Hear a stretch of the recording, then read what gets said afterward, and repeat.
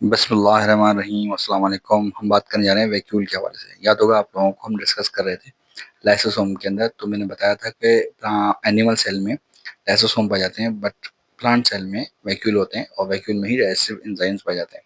तो हम बात करेंगे वैक्यूल की। तो vacuoles are the fluid filled space that occur in the cytoplasm of plant cell. ये बताया था कि ये वो चीज़ है जिसके अंदर प्लांट जो है अपना पानी स्टोर करता है, क्योंकि उस बेचारे के पास ना कूलर है, ना फ्रिज है, ना बोतलें हैं। ठीक है जी। तो हर सेल के अंदर अपना एक अलग वैक्यूल होता है और वैक्यूल इतना ताकतवर होता है कि वो न्यूक्लियस को साइड में कर देता है। ठीक है जी।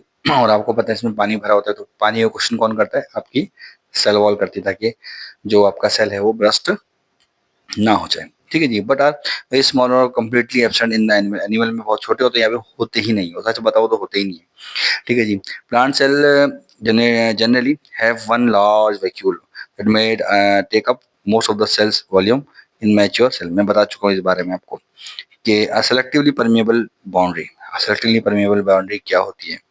यानी कि किसी चीज को अंदर आने देती है, किसी को अंदर आने नहीं देती। जैसे आपका घर है, घर का एक दरवाजा है, वो दरवाजे से आप या आपके वो लोग जिनको आप अंदर आने की इजाजत देते हैं वही आ सकते हैं, और बाकी कोई नहीं आ सकता।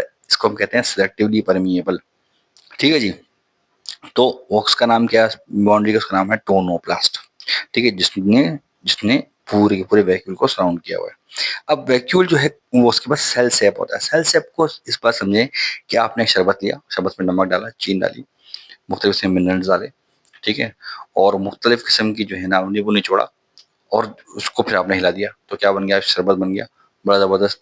ठीक है जी। तो इसी तरह का सेल शेप भी होता है, उसमें मिनरल्स होते हैं, लिक्विड होता है, वाटर होता है, अमाइनो एसिड होते हैं, शुगर होती है, और बहुत सारी चीज़ें होती हैं। उन सबको मिला के हम क्या कहते हैं? Cell shape. ठीक है। The vacuole plays an important role in the hydrolysis। Hydro में पानी, लाइसिस बना टूटना, पानी के टूटने में हेल्प करता है। Excretion of the cellular waste. और जो सेल का जो वेस्ट होता है, जैसे बताए हम जाते हैं वॉशरूम तो हम एक अलग से वेस्ट होता है, लेकिन ये सेल की बात हो रही है, तो सेल का अपना भी एक वेस्ट होता है। ठीक है, उसको बाहर निकालने में वैक्यूम क्या करता है? हेल्प करता है। स्टोरेज ऑफ वाटर, पानी को स्टोर करता है, पहले ही बता चुका हूँ मैं आपको। Organic and inorganic substance. Organic क्या? जिसमें कार्बन हाइड्रोजन के बॉन्ड होंगे वो क्या कहलाएगा? ऑर्गेनिक सब्सटेंस कहलाएगा।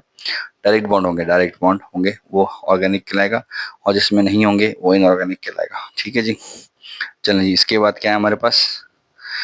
सेंचुरे